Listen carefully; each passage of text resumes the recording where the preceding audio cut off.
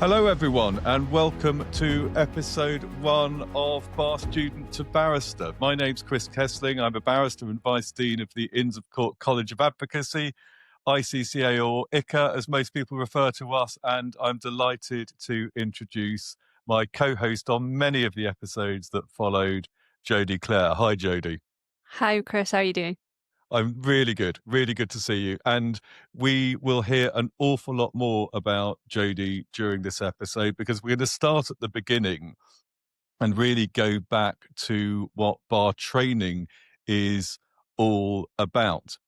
Just to put you in the picture, there's really 3 stages to bar training. There's what's called the academic stage or the academic component, which is when you do your law degree, if you choose to do a law degree, or if you do a non-law degree, you do your degree, often 3 or 4 years, however it might be, sometimes even 2 years. And then you move on, if you've done a non-law degree, to do a law conversion course, such as the graduate diploma in law. After that, you move on to what's known as the vocational stage, the vocational component, as the Bar Standards Board, which is the independent regulator of barristers and legal education for barristers, calls it. During that particular stage, that's when you do what's often referred to as your bar training course, but they go under all manner of different names. Sometimes they're called bar vocational training courses. The ICCA just calls them this one, the ICA bar course.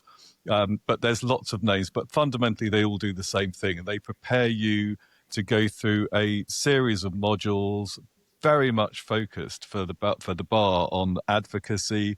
And when you complete that course, you can then be called to the bar of England and Wales. And when you're called to the bar, you can then commence pupillage. And that's the 3rd stage, which is the professional the pupillage or work-based learning component, which is when essentially what you do is you go into an apprenticeship. And I think that's pretty much the stage you're at, Jody, isn't it, right now?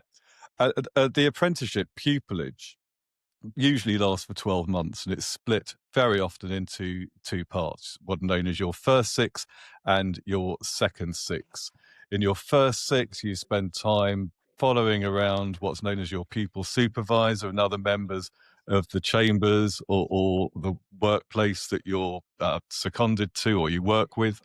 And in your second 6, you get what's known as a provisional practicing certificate. And with your provisional practicing certificate, which I can't say, practicing certificate, you then are unleashed, if you like, onto the big wide world, and you can actually go and represent clients yourself, usually in relatively straightforward cases, because of course you've essentially got L plates on in the nicest possible sense, but that's the idea. And then that prepares you for moving through into professional practice when you get your final practicing certificate, and that allows you to go into practice on your own account. And during this podcast, we're going to be hearing from people at all of those 3 stages: the bar training stage, the pupillage or work-based learning stage, and also in their early years of professional practice. So you can really get a sense of what the bar and training for the bar is all about, which I know for many people is extremely confusing, as is the bar. And hopefully we want to throw some light on all of those things and simplify the whole process so that everyone can understand exactly how the whole thing works. At this particular stage, I'm going to, as I said earlier, ask Jody a number of questions, and you're going to really get to know about her experience. But I'm going to start off really right at the beginning with you, Jody, if you don't mind, and ask you, what is your background? And I'm also going to do what barristers aren't meant to do when they ask questions. So I'm going to throw in another question into that one and ask you also, why did you decide to become a barrister? Okay. Shall I say I don't understand and you have to rephrase the question just to be one of those vulnerable?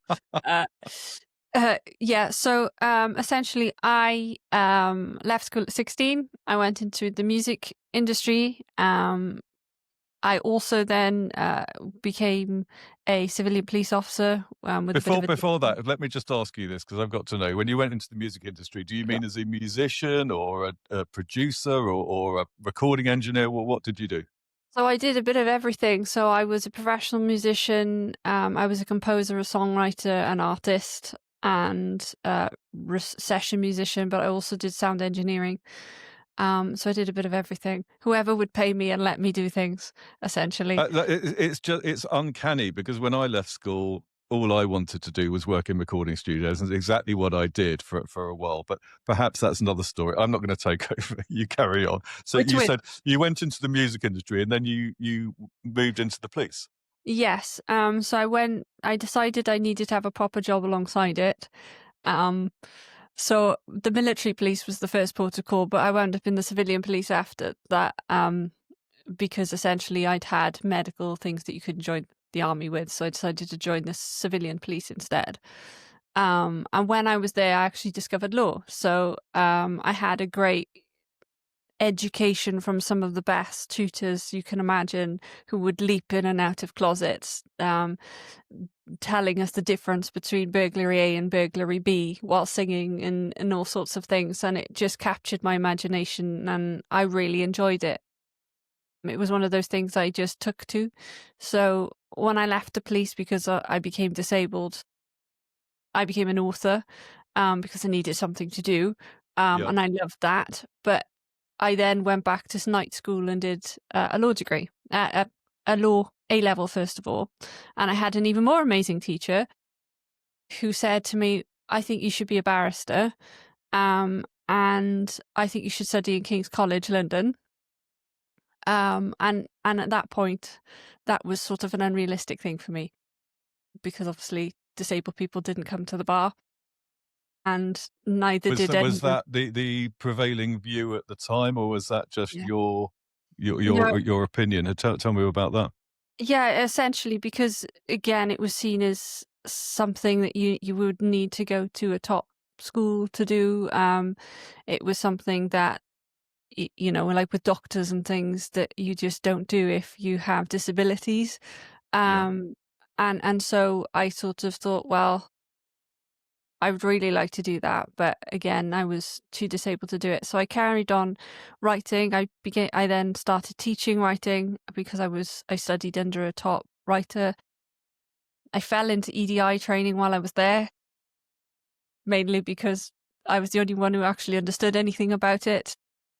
Did that in national conferences and internationally. So then doing that actually taught me how to write, to communicate, how I wanted to get people to feel things, and combined with my music industry thing, I sort of learned how to research to present how I wanted things to be. Um, and then in 2020, I went blind and deaf, and I thought, oh, why not? I'll just become a barrister. So I started a law degree, um, and then I went to a university open day because I was really interested in being at the bar. That was only the only legal avenue I ever wanted to go down. Um, and I just loved it there. And I loved the advocacy. I loved that. It just, everything about it, I absolutely adored. I loved sitting in Crown Courts on half chewed seats. Um, I just, everything everybody else finds boring, I find extremely interesting and fascinating. So I thought, yeah, this is for me.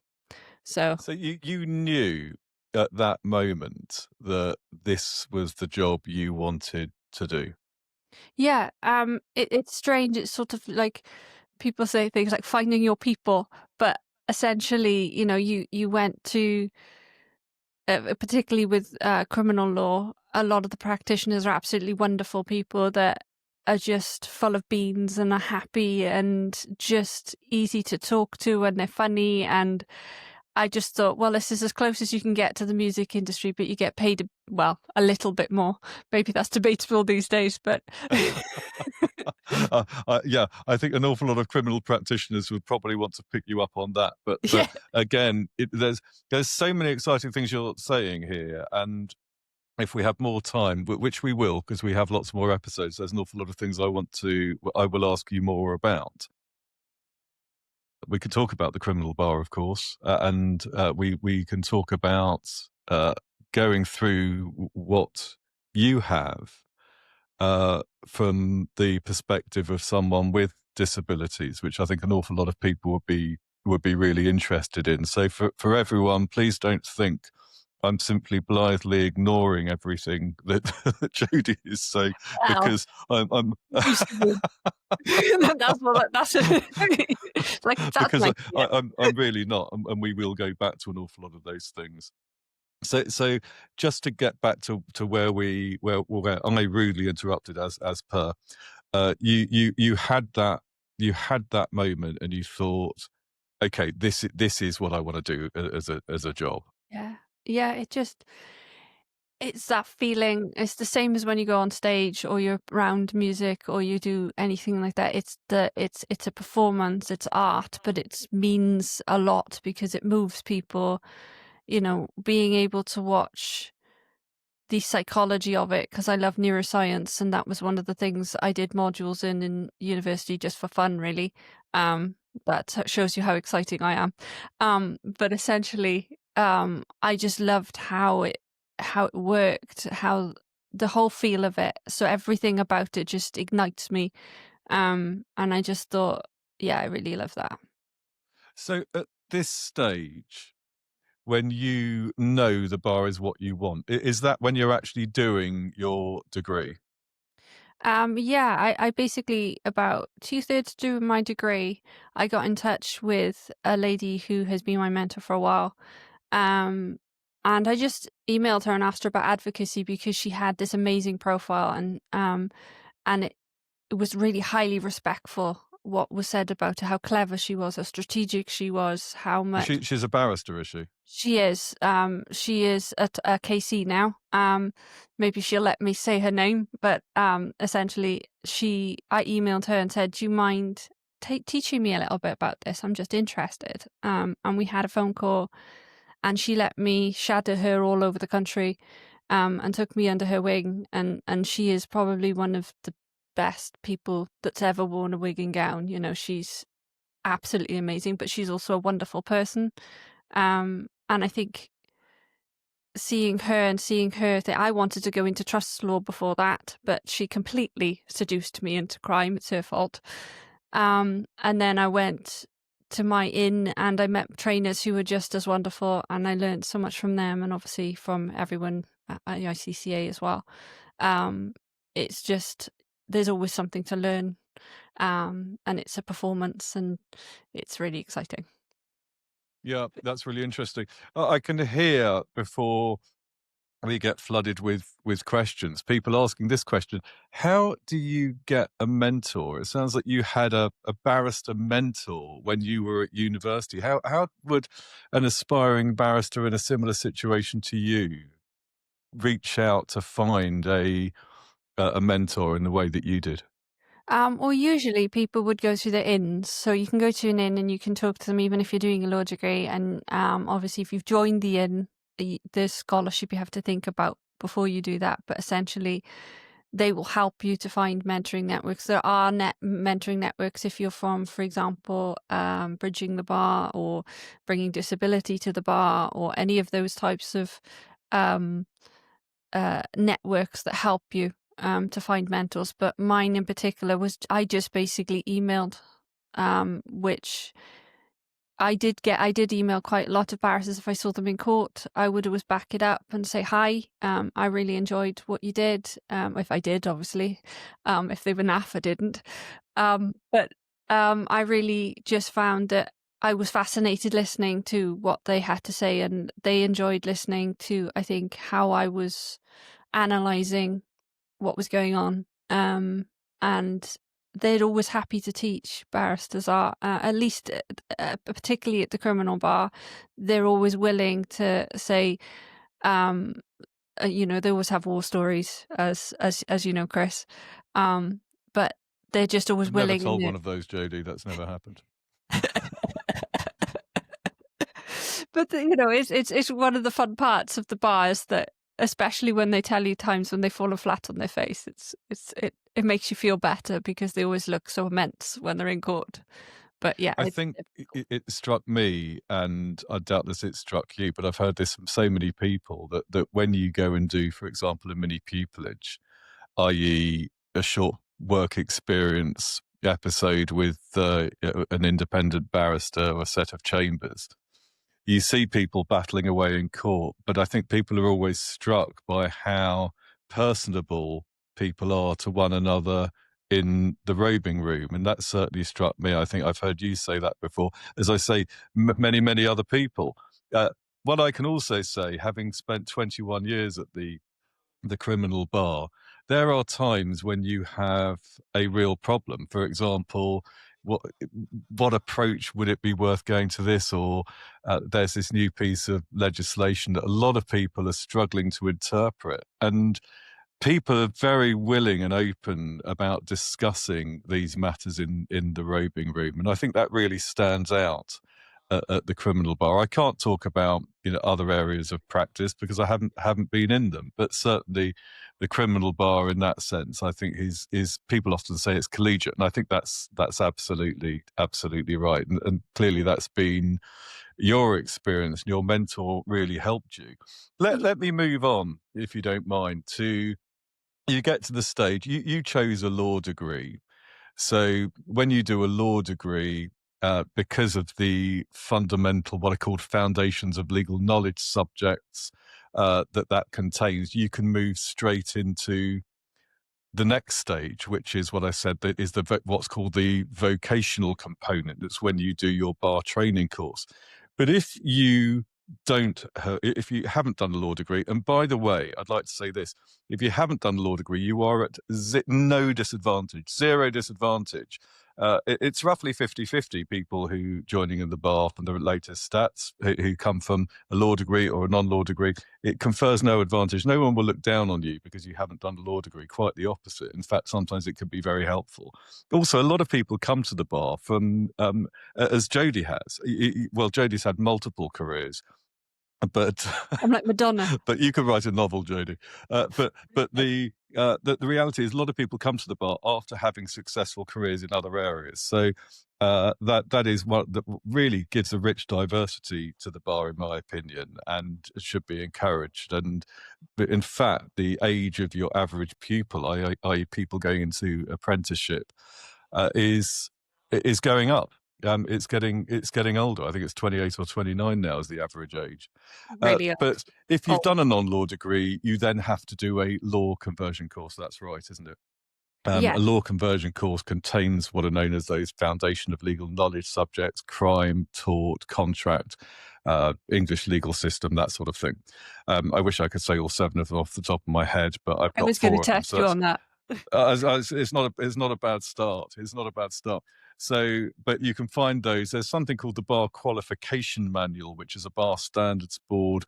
It's on the BSB website. It's a bar standards board publication, and that sets out what those foundation of legal knowledge subjects are. So, because you did a law degree, you were able to go straight into bar training. There are. I work for one bar training provider, and previously, Jody, you've also worked for the Inns of Court College of Advocacy for a year in various roles, including helping me out, which is actually why why we're here now, isn't it? As Bribery you and coercion, moving on. basically. Sorry, sorry, I Bribery, missed that. bribery and coercion. Oh, That's why I'm absolutely. here. I'm great at that. Absolutely. I told Jodie I just wouldn't let her go. So this is why we're doing this podcast. Yeah. You obviously knew something about me. And we're going to hear all about what happens to Jodie in the next part of her legal journey, if you like. I always promise I won't use the word journey, but in fact I use it all the time. So your legal journey, we're going to follow that, which is going to be fascinating, I think, for all of us. Because one of the things about this podcast isn't just people like me talking about people like you. It's actually hearing from people like you about actually what it feels like, what it looks like, what happens during pupillage, and really how to go about it in the most enthusiastic and positive way that you can, and the highs and of course the lows, because it can be a tough road to get there. We all know that. Okay, so I say that I work for one bar course training provider. This is not this podcast all about the Inns of Court College of Advocacy. It's about the experience of many people going through their journeys to the bar. There are lots of bar training providers in addition to the ICCA. How did you go about, first of all, because there's so much information out there, how did you go about choosing the bar training provider for you? Well, I did I was looking at them quite extensively. Obviously, the Inns of Court always looked really posh because it's the Inns of Court. But I was trying to consider things, particularly with disability, what I would do and how I would approach it because I had slightly different needs. But a lot of people who are older who need to work also have to make those decisions too. What I liked, I think, about the ICCA, obviously the strong pass rate at 90% for the litigation exams was something I found that was important. Um, I compared that with the fact that I also got to study in the Inns of Court for the 3 months. Um, it's a bit scary to actually commit yourself to doing that because you have to go all the way up to London and live somewhere for from anything from 15 to 17 weeks. And obviously the outlay of it. But I thought, well, if I'm going to do it, I want to do it properly. Lots of the other bar course providers provided different things. Some people did it 2 years as opposed to one over a part-time course. Some people did part online, part then in class. But there was nothing that provided that two-part, let's pass one part first and get it right, and then do the intent. And I found that worked better for me because it was more like police training had been. So I just felt for my own personality, when the remote part one, where you're studying the litigation course, was a lot like my university provider. So it was something that was familiar. Um, and That's because the way it's done at the ICCA is that the litigation exams, as you call them, they are done online. Yeah. Yeah, you have to go in for the exam, but the whole course is online. They used to do them online, but BSB has decreed we must all be face to face when we do them. Yeah, Um, I think they had some problems with that. Just to let everyone know, when Jody refers to the litigation exams, um, when you do your bar training, there's quite a few things you have to do, and the litigation exams referred to are criminal litigation and civil litigation. And they are, I guess, the closest thing to black letter law. They're very procedural. You need to understand essentially the rubric for practicing in crime and the rubric for practicing in all other areas set out in the civil procedure rules. So the exams, they're called centrally set because they're set by the Bar Standards Board. As I said, that's the regulator for legal education. And they're also marked, and they're multiple choice questions, aren't they? I think there's 2 papers for civil and 1 paper for crime. Yeah. yeah, And the way that the Inns of Court College of Advocacy does that part is we do that all online. So it's asynchronous, i.e., you don't actually have to turn up for any lectures. The whole course is online. You can do it wherever you like, and you can do it whenever you like. You can do it in your own time. A number of people choose to work alongside that. It's quite flexible in that sense. You can do it over a short period of time, such as about 12 weeks, or some people will extend it over a year because there's a number of different times you can take your BSB exams, which is December. You can take them in April, you can take them in August. Yep. So 3 sittings a year for those BSB exams. So that's the way that works. When you've completed that, you certainly at the ICCA, you then move into the in-person teaching, which, as Jody said, is in the Inns of Court. And that's when you do your advocacy exam, submissions advocacy, cross-examination, examination in chief. You do your opinion writing and drafting. You do your conference skills. You do your professional ethics. Have I missed anything out, Jody? no, I think that's it. Oh, I think drafting. that's it. I said that opinion writing and Yes, you did, drafting. Yeah, they're sorry. 2 separate As modules, you aren't can they? tell, I was a great student. So, it's intensive. So a number of other courses, I should say, work in a slightly different way, where very often those BSB exams, rather than being the first things you do, they're almost the last things you do. So they have a more traditional academic Yeah, they work in a slightly different way to us. But no matter, however you do it and wherever you do it, those are gonna be the subjects that you have to get through. The BSB exams, as I say, they're probably the closest thing to black letter law that you're used to at university. How difficult are they, Jody? Let me ask you that direct question. I think whoever has decided to set those exams hated people. But no, it's it's essentially you're reading a textbook for practitioners that is not meant to be read from cover to cover in the smallest font imaginable. And it is the most dry law. You know, it's not like law where you can actually see the people, you know, you can do some case law. Um, the criminal side is a lot more friendly. But essentially they're for practitioners. You know, it's a bit like reading the highway code. You have to learn it. But it's not exactly scintillating at the time. Yeah, And I it's a think lot. you make a really fair point. In many ways, depending on what provider you go to, for anyone listening to this, the this is essentially base knowledge that you need procedurally. Of course, in the future, what you will do, you will carry around your white book, which essentially is the civil litigation manual, or your Blackstones, which essentially is the criminal litigation manual. You don't have to carry all of this information around in your head, but that is exams for you. Uh, but what I think you probably want to know as much as anything is, how does this translate into practice? So if I was going to make, for example, a submission of no case to answer, I've read all about that in the criminal procedure rules. How am I going to find out what it looks like? And the way that certainly the ICCA have done that is that we did a series of films. You'll have seen them, Jodie, because you did the course. So we went into Blackfriars Crown Court and we actually filmed what happened, so you can see, and that actually makes a big difference to something being dry, because you can see its use and its purpose.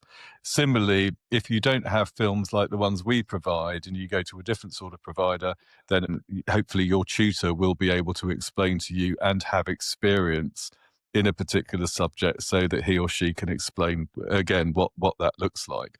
But yeah, there's no getting around the fact that some of the subject matter is dry. We try and make it as exciting as possible. And do And we're sometimes. delighted, of course, that we've got a good pass mark, and I'm delighted, of course, Jodie, that you got through it and you Yeah, I passed it. did. I was glad. And the thing is that one thing I would say with the ICCA bar code is because it's set out following litigation from the start, and it takes you all the way through the trial, so everything becomes really familiar to you.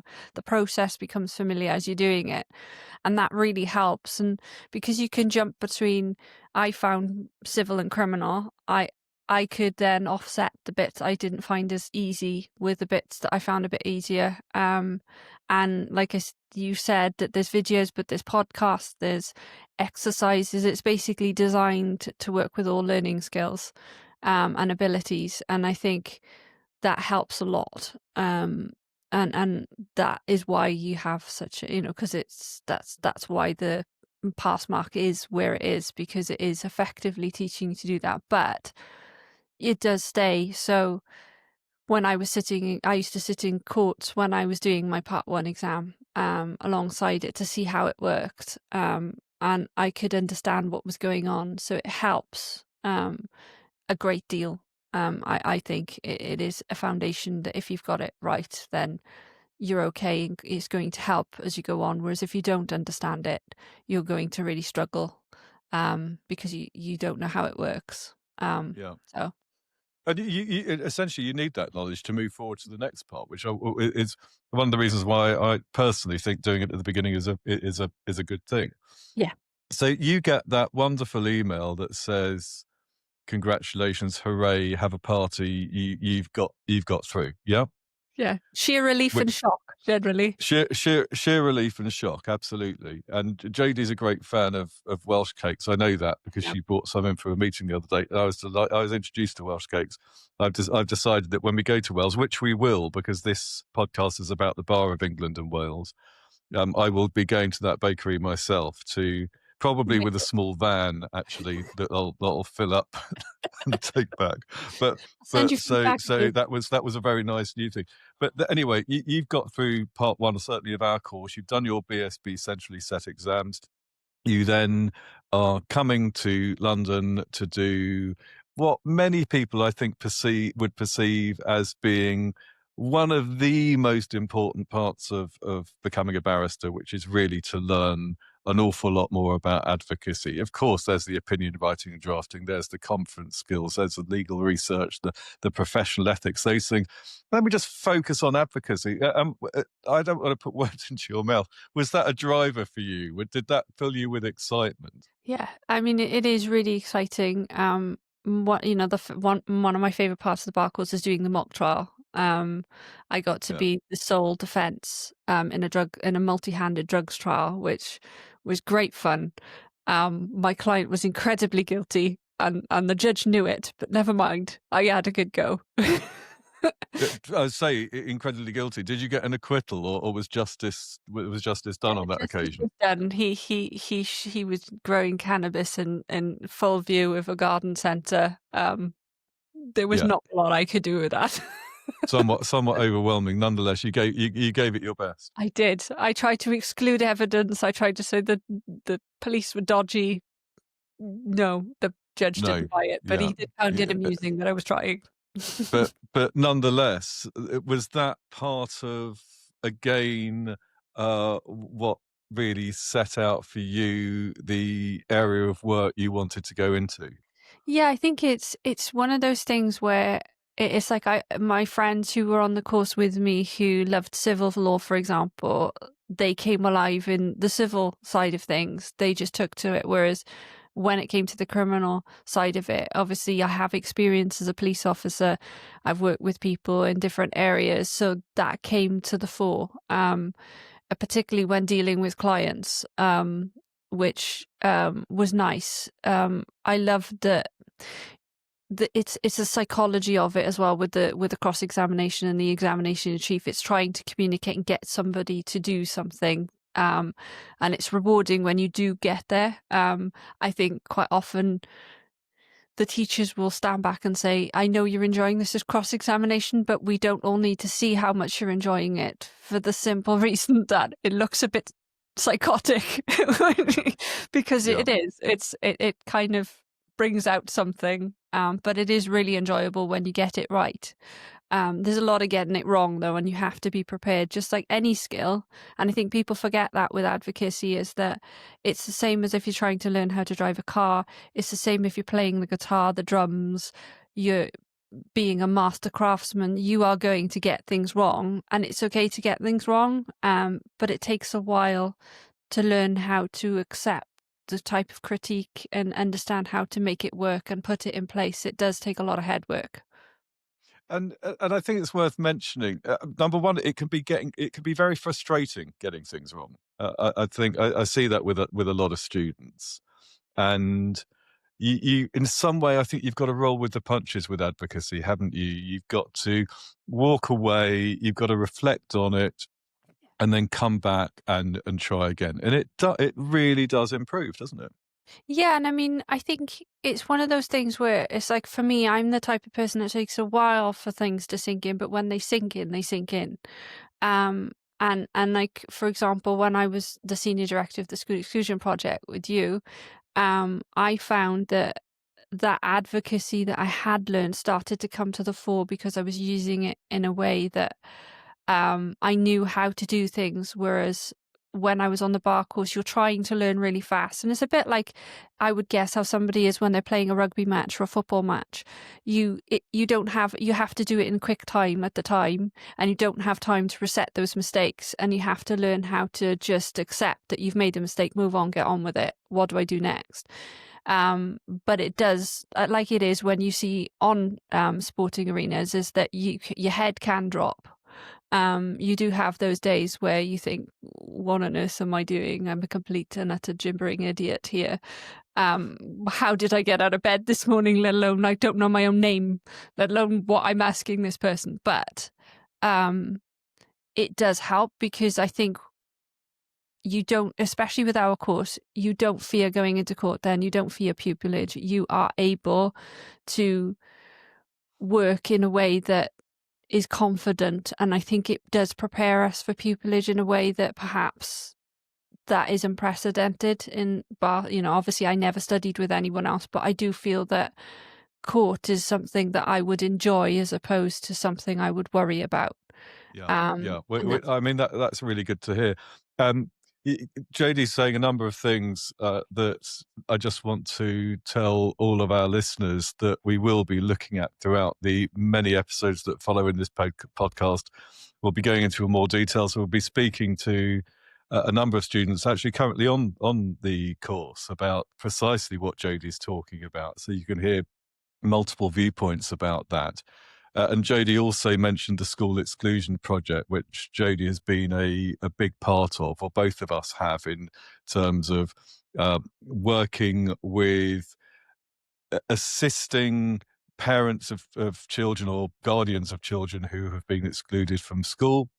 And really using student representatives from the ICABAR course in order to assist them, and really some of the really interesting stories that have come out of that. So I think that we can probably dedicate an episode to that, I think, Yeah, Jody, in due course, because definitely. it's been very, very interesting, certainly to me, I know to Jody, and to many other people who've taken part in that.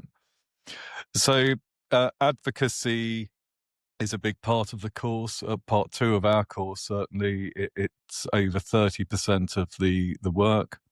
There's the opinion writing and drafting part. They're two separate modules. Uh, Opinion writing, essentially, it's something that doesn't matter if you're in crime or civil, chancery, international law.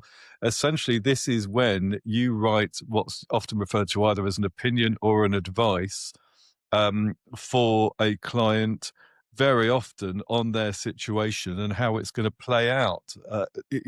Very much you're looking at the law, you're applying the facts to the law, you're giving your view. Am I right about that? Yeah, and I think it's one of those things where, and this is where if you have done a law degree, you have a lawyerly brain, so it's very difficult to switch off that brain. So all the things we're taught about using an IRAC structure and how we just process, because that's essentially what we've been taught, you have to adapt. So doing things like opinion writing, it's a whole different type of skill. So you have to adapt the skills you've got into something else, which sometimes, again, just like advocacy, takes a while. And how are my words on the page going to help the audience I need? And I think that's probably, as you said, Chris, to me a few times, is that advocacy is about understanding the audience you're dealing with, and pitching it to the right people at the right Yeah. level.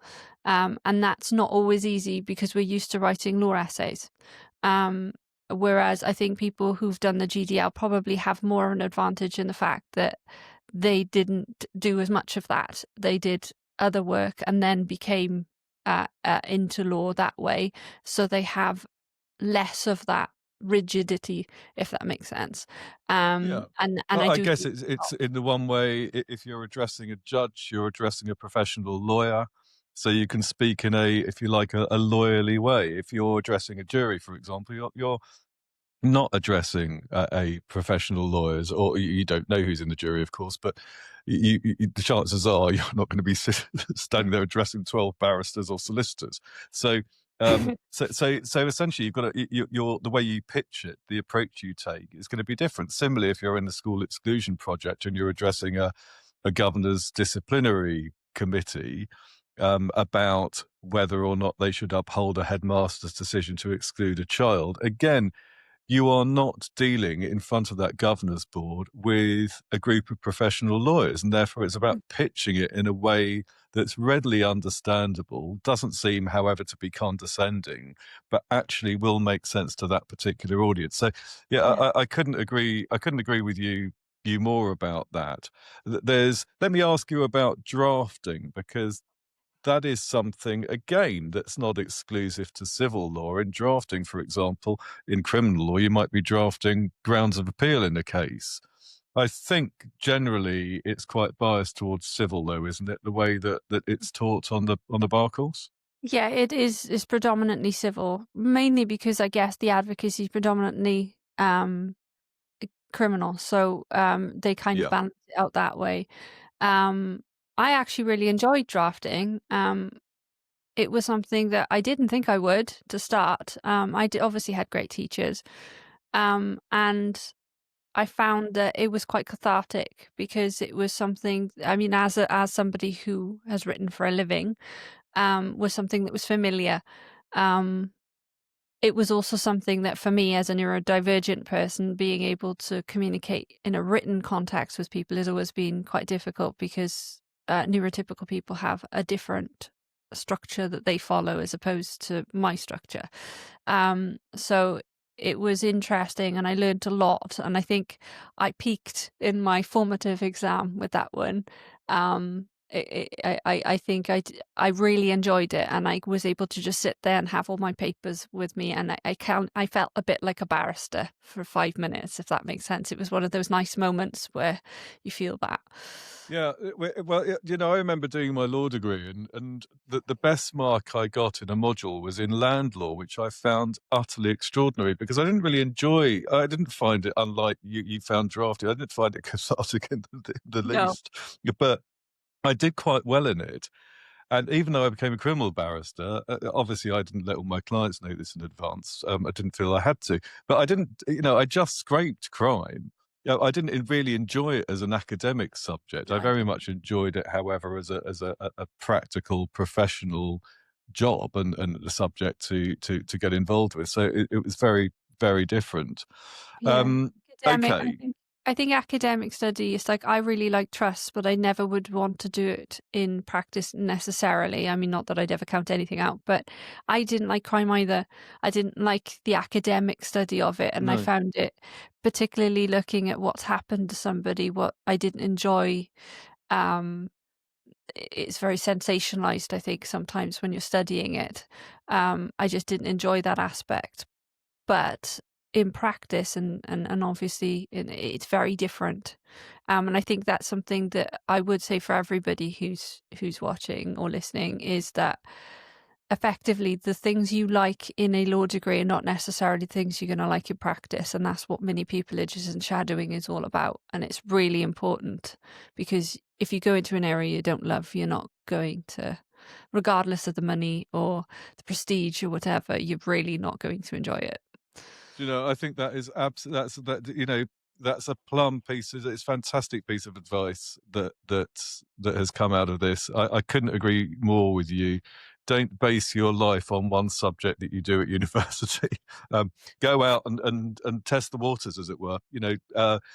Get that feeling in mini pupilages of what this actually feels like in practice, and take your time over it because I don't want anyone waking up when they're 55 years old thinking, "What have I done with that last part of my life?" Yeah. Uh, Take your time and, yes, experience it as much as you possibly can. Yeah. Uh, Also, just to move on, at in bar training, you also do conference skills. That's essentially sitting down as you would as a barrister with a client, understanding what their problems and concerns are, and then advising them on the law. Yeah. And essentially, it's something that, as a barrister, you will do on so many occasions, whether it's actually in the courtroom or whether it is back in chambers. Very often, for anyone that's doing mini pupilages or intends to, that will be part of what you see, conference skills. Yeah. Did that come quite difficult? Was it quite difficult to get involved in? Yeah. Did it come naturally to you, is I guess my Well, the thing question? is, having somebody who did investigative interviewing, and I loved it, dealing with people was fine. But because conferencing takes a different set of skills, and obviously the bar stand boards dictates that you have to do it in the sense of an academic way, so it doesn't feel as natural as you would in practice. It's Yeah. not the same as you would in practice. But I found that the benefit of it came from when I was using it for the school exclusion project, I used the techniques. So they teach you the techniques of how to start, of what you're trying to explain to your client.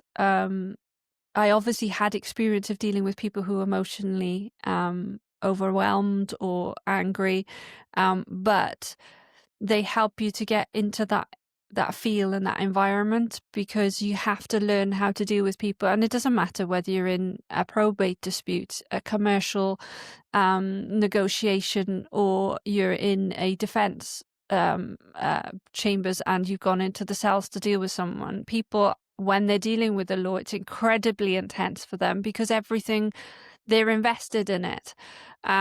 So it's how it's managing them and their expectations of what you can do and what they're up against. And I learned how to say, you know, we're part of a team, me and you, the client, and this is how I think we're going to do it. It's terrifying because there's the horrible thing in the bar course of that fatal flaw. Basically, you have this horrible guillotine hanging over your head where you think that if I say the wrong thing here, I could fail, which makes it pressurized, but it's really good because it teaches you. And I think part of the thing of becoming a barrister or helping anybody is the fact that they're relying on you, and that is quite something to take on. And they're sort of turning to you for advice, and you're making strategic decisions. And obviously sometimes they work and sometimes people just, the situation is what it is. Or for example, if a governing body doesn't want to listen to the law, there's nothing you can do. And you learn that about court, is if a jury don't want to listen and they've said your client is guilty, then there's not a lot you can do, but you can try. But you do feel an overwhelming sense of, I've got to get this right. And I think conference is one of the areas where you actually start to feel that. And everyone's terrified of it. And it is really hard, but we have, you know, your tutors will say to you, well, this is how I would deal with it. Try not to sit on your client. It helps. You know, and they're very gentle about it, but effectively you're learning how to do something which is both academic on the course and also training you for practice, which does feel strange. But I think it's essential. It's one of those things, you hate it when you're going through it, but it really does help. But then you get to the end, you only have to see the summer party at the ICCA to see people throwing their arms around each other and being absolutely delighted. Because I think it's a bit of an assault course, like anything. With I guess training anything that's difficult, as Jody said, it doesn't matter if you're learning the drums, learning the guitar, whatever it is. There's going to be highs and lows to that experience. The last I can recognise that perhaps we're running over slightly on time, but the last, I think, module that you have to do is professional ethics, and certainly the way that the ICCA does that's a discrete online course, a bit similar to part one. We can. I won't go into too much detail about professional ethics now, but certainly it is something we're going to be talking about more in this podcast. The one thing I don't want to leave alone, even though again it's a subject I think we need to go into more detail, is about funding, Jody, because Yeah. university is expensive. Everyone knows that. I was looking yesterday actually at the cost of bar training. The ICA bar course, if you're going to be applying now for if you're starting in September 26 or January 27, comes in at around £4,000 for part one, around £12,000 for part two. So it's about just over £16,000. But other bar course providers, and as I say, there's multiple other bar course providers.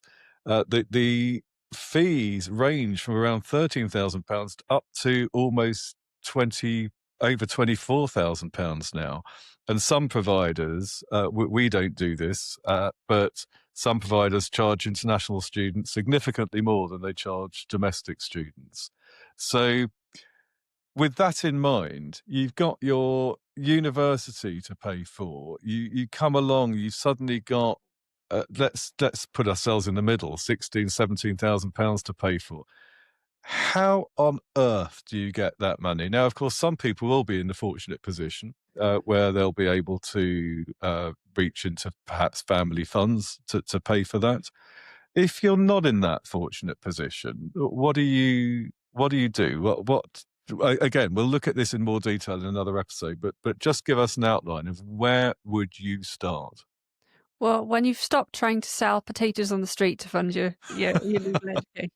Um, so essentially, I did a student loan for my law degree. But when you study with the ICCA, because we don't do a master's element, and there's a reason we don't do that, and it's for good reason, because essentially the master's you have with a bar course otherwise is not really a master's in that particular subject, and I think it's sniffed out quite quickly. Well, Um, just to put that into perspective, it is a master's degree. There's multiple personal opinions about this, but it is not a standalone master's. It is essentially an add-on master's to a degree, and there will be a number of chambers that view that type of master's that you obtain in association with your bar training in a lesser way than they would a standalone master's from university. So just bear that in mind. Again, that's a matter of personal opinion. yeah, Some people, doubtless the universities that provide those would disagree, yeah. but a number of other people might too. So I'm just putting some perspective on that. Yeah, but essentially, a lot of people, if you do a master's with a bar course, you can get a student loan for that, which is why a Yeah. lot of people So do do. once you have an LLM version, for example, you're entitled to take out a loan. It's not a grant; it's a loan from the government that will pay, I think, around £12,000 to £13,000 towards Yes, not your all bar of it. training. Yes, you Yeah, have to be careful. You can't cover all of it with it. not all So of it. what most of us do, and especially with the ICCA, is we will apply for a scholarship to our inns. So when you're a barrister or you're coming to the bar, you have 4 inns of court, which obviously the Inns of Court College of Advocacy are based in. It's essentially a bit like a union, a teaching place, a family, all combined in a collection of these little oases in the middle of London. And they offer scholarships to allow you to study. So they will pay for your bar course or towards your bar course, depending on how much you need. Sometimes you can get residential scholarships where you can stay in the inns themselves when you're studying, and they'll help you. And to be honest with you, as you probably know, Chris, having a scholarship is one of those things that the inn are saying that I think you can do it as well, which means it's more than just the money they give you. But effectively, my scholarship thankfully paid for my bar course training.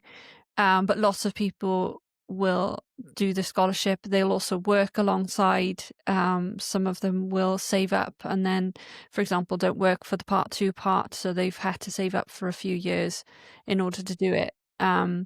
Yeah, This yeah. is, I see that we're running out of time now. I am going to go into this in more detail, but just to put just a bit of flesh on those bones. The Inns of Court actually give over £5 million a year in scholarships to people doing their bar training course, and also to people doing their graduate diploma in law, their law conversion course.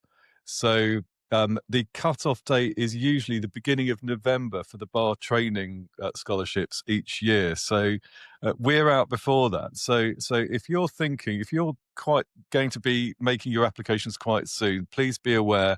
Treat it as the 1st of November each year. It's usually around that as the cut-off date for your applying for a scholarship if you're starting your bar training the year after that, i.e. 2026. So really, really important. You can look at all of the inns, Gray's Inn, Lincoln's Inn, Middle Temple, Inner Temple. They are all independent organisations. And I hasten to add they're independent from the ICCA. So we're not in charge of in scholarships, and we have no part in making the decisions. We do give bursaries. We have a bursary scheme, but certainly the inns give scholarships, and that's not just to people coming to the Inns of Court College of Advocacy. That's to students doing their bar training wherever at multiple providers, not just us. I recognise that that unfortunately we have run out of time. So I'm going to have to wrap this up in the nicest possible way. I could, and I hope you all agree. Jody has an awful lot to say. I mean, that the in nicest possible the way. politest I mean, way, I an waffle. awful lot to say that's interesting. So, That's why I'm coming to the criminal bar, because I can waffle. so I'd just like to say a big thank you to Jody, and I'd like to say thank you to all of us, to all of you, I should say, for joining us for this first And episode. us as well. And you, I Chris. sorry, Jody, I missed you then. And you, Chris. We thank you as Oh, well. thank you very much. I This episode goes out on the 17th of October. It's our first episode. On the 18th of October is the Bar Council Pupillage Fair, which I can't tell you all to apply to go to because actually applications are probably closed or it's full up by now. But as a general piece of advice, try and get to the Bar Council Pupillage Fair because it's a really good event. You can come and see bar training providers like the Inns of Court College of Advocacy. You can come and see, more importantly, so many sets of chambers. And it's really worthwhile doing your research and going along and speaking to the barristers and practice managers and members of staff of those chambers who can really give you a helpful insight. They do CV clinics there. It's a great event. Also, for the first year this year, and it's on Saturday, the 29th of November, I should say 2025, because you might be listening to this in 2026. But on the 29th of November, 2025, I'm actually going to Pupillage Fair North, which is in conjunction with the Bar Council. And that's actually taking place in Manchester this year. So look that up and come and say hello. We'd be delighted to see you. And again, we're there to answer any questions you may have about bar training. This podcast, of course, isn't just about bar training. It's about everything. It's about everything really to do with the bar. And we really hope to add to your bank of knowledge over the time. Anyway, as you'll experience already, there's me saying I need to wrap up because of time, and I'm still speaking. So I will say once again, thank you so much, Jody. Thank you Thank so you. much, everyone, for joining us. And we very much look forward to seeing you next week. Goodbye. Thank you. Bye.